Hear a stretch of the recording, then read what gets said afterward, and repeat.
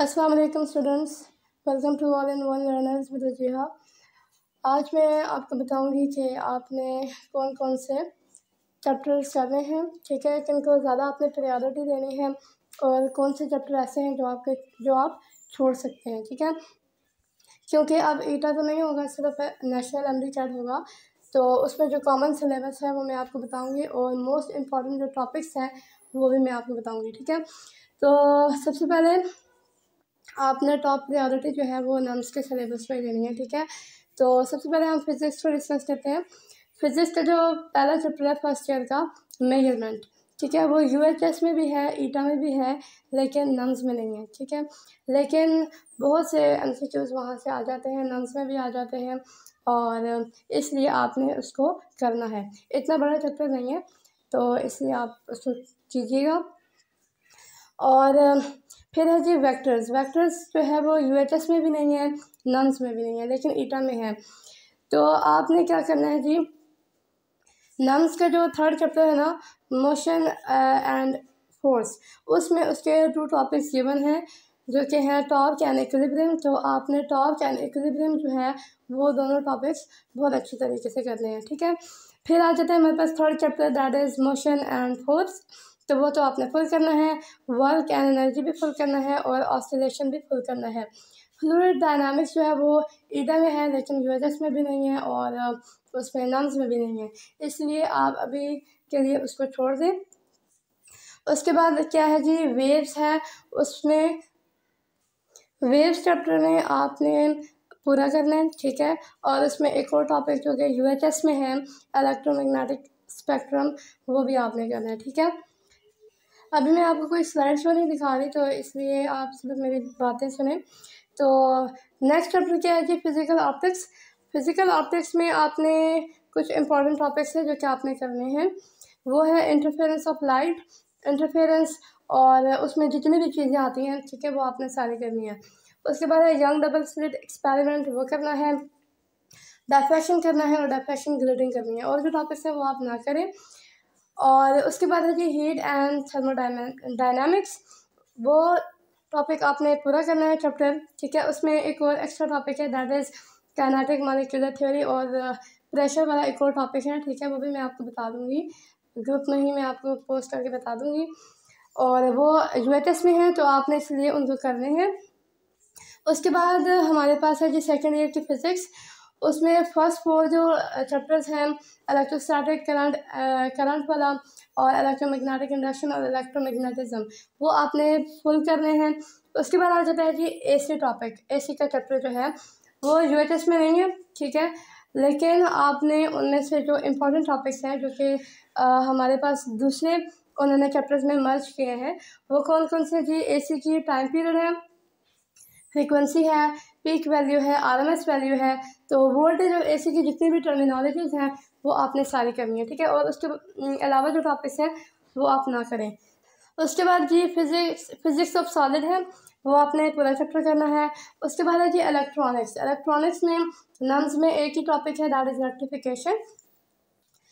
तो रेक्टिफिकेशन अगर एक टॉपिक है तो वो आपने फुल डिटेल में करना है, ये नहीं सिर्फ केपीके की बुक से करना है, पंजाब की बुक से भी करना है, ठीक है। और अगर आप इसका थोड़ा बहुत गूगल से सर्च कर सकें तो वो भी कर लीजिएगा। और एक और इसमें टॉपिक है जी जो कि यूएचएस के सिलेबस में है, ऑपरेशनल एम्पलीफायर, ठीक है, वो भी आपने कर देना है। और ये जो न्यू टॉपिक्स हैं जो कि केपीके के बच्चों को नहीं पता, उसके बारे में मैं आपको इंशाल्लाह कुछ वीडियोस में बताऊंगी कि आपने उसमें कौन कौन सी इम्पोर्टेंट चीज़ें देखनी है, ठीक है। नेक्स्ट हमारे पास डॉन ऑफ मॉडर्न फिजिक्स है, वो आपने फुल करना है। उसके बाद जो एटॉमिक स्पेक्ट्रा है उसमें आपने कुछ इंपॉर्टेंट टॉपिक्स करने हैं जो कि हैं लाइन स्पेक्ट्रा, ठीक है, और प्रोडक्शन ऑफ एक्सरे है, और फीचर्स ऑफ एक्सरे ट्यूब है, ठीक है, ये आप कर लें। और जो टॉपिक्स हैं वो आप ना करें। उसके बाद न्यूक्लियर फिजिक्स है, वो आपने फुल चैप्टर करना है, ठीक हो गया। अब है जी हमारे पास बायोलॉजी। बायोलॉजी में जो आपने फर्स्ट ईयर में जो चैप्टर्स करने हैं वो तकरीबन सारे हैं, ठीक है, जितने भी केपीके में हैं वो आपने फुल करनी है केपीके की बुक। और उसमें कुछ और इम्पोर्टेंट टॉपिक्स हैं जो कि हमारी केपीके की बुक में नहीं हैं, वो भी आपने करने हैं। उसमें है जी हमारे पास वैक्यूल का टॉपिक है, जो कि फर्स्ट चैप्टर में है, हमारी बुक में नहीं है लेकिन पंजाब की बुक में है, तो वो आपने करना है, बहुत छोटा सा टॉपिक है। उसके बाद आपने मेजर डिजीज़ है, ठीक है, वो भी आपकी हमारी बुक में नहीं है KPK की, तो वो भी आपने टॉपिक करना है। उसके बाद एक और हमारे पास टॉपिक है जी मलेरियल पैरासाइट प्लाज्मोडियम, उसका स्ट्रक्चर सब कुछ जो डिटेल्स हैं वो आपने करना है, वो आप पंजाब की बुक से देख लें, और अगर नहीं है तो फिर मैं आपको वीडियो के फॉर्म में बता दूँगी। उसके बाद एक और चैप्टर है जी सेल साइकिल। सेल साइकिल में जो टॉपिक्स हैं मतलब G1 फेज़, S फेज़ और माइटोसिस और मियोसिस, वो आपने करना है, ठीक है। और इसके जो बहुत इंपॉर्टेंट टॉपिक्स हैं वो मैं आपको इंशाल्लाह 1 या 2 वीडियोस में बताऊंगी, और वो बस आप वीडियोस में जो कुछ मैं बताऊंगी वो आप लोग कर लीजिएगा, तो फिर और कुछ करने की ज़रूरत नहीं है इस टॉपिक के बारे में, ठीक है। और उसके बाद नेक्स्ट हमारे पास जी सेकेंड ईयर की है बायो। उसमें जो आपने चैप्टर्स छोड़ने हैं वो हमारे पास है रिस्पायरेशन और बिहेवियर और वेलफेयर वाला, जो लास्ट चैप्टर है वो आपने नहीं करना, ठीक है। उसके बाद हमारे पास आ जाती है केमिस्ट्री।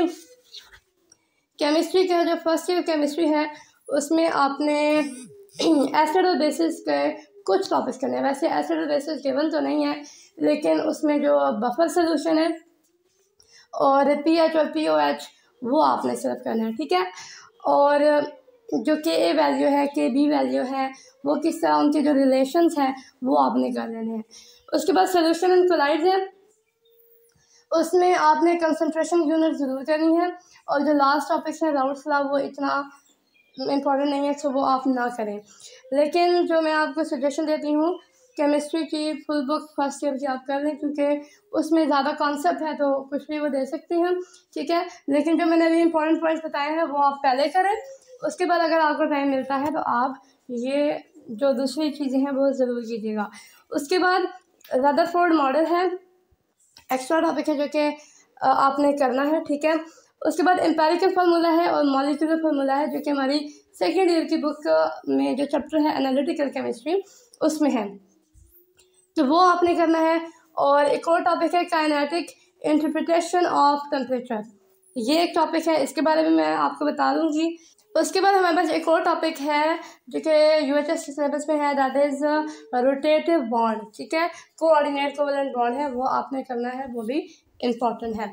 उसके बाद जो इंडस्ट्रियल केमिस्ट्री है और जो एनालिटिकल केमिस्ट्री है, ठीक है, वो जो मैंने 2 टॉपिक्स बताए हैं एम्पेरिकल और मॉलिक्यूलर फार्मूला, उसको छोड़ के आपने और कुछ उसमें से नहीं करना, और जो सेकेंड ईयर की बुक है वो आपने पूरी करनी है, ठीक है। ये जो इम्पॉर्टेंट टॉपिक्स मैंने आपको बताए हैं ये आपने फर्स्ट अपनी प्रायोरिटी रखनी है, ठीक है। और इसके अलावा जो आपके एक्स्ट्रा टॉपिक्स हैं, मतलब जो नम्स में नहीं है, UHS में नहीं है, तो वो आपने क्या करना है, उनको आपने लास्ट डेज में एक दफ़ा ऊपर से मतलब देख लेना कि इसमें क्या है और क्या नहीं है, ठीक है। और एक जो लास्ट टॉपिक है जी जो मैंने आपको नहीं बताया, केमिकल इक्विलिब्रियम, वो भी आपने करना है, ठीक है, वो भी इम्पॉर्टेंट है।